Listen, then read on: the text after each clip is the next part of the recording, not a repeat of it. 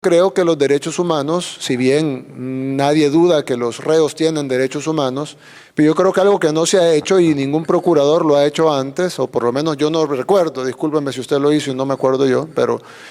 no han defendido los derechos humanos de la gente honrada.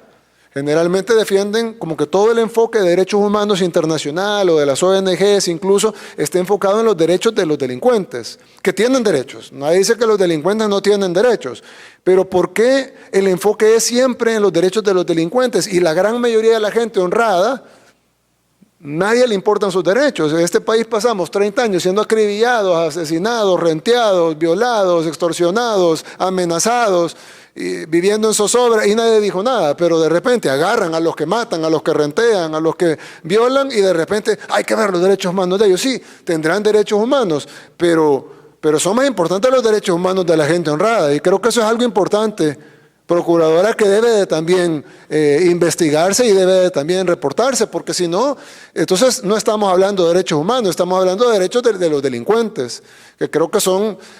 dos cosas distintas. Derechos humanos son todos, y los derechos y las personas que no tienen sus derechos restringidos son las personas honradas, porque los otros tienen derechos humanos, pero tienen derechos restringidos. Por ejemplo, no tienen derecho al voto, no tienen derecho a la actividad económica, no tienen derecho a la libertad.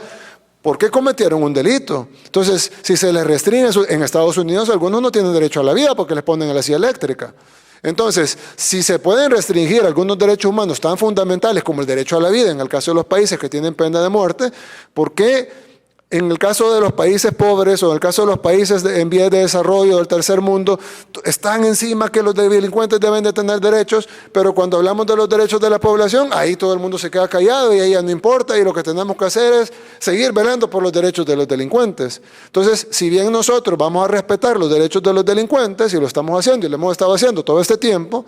pero nuestra prioridad va a ser los derechos de la población honrada, que son los que no tienen sus derechos restringidos porque no cometieron delito.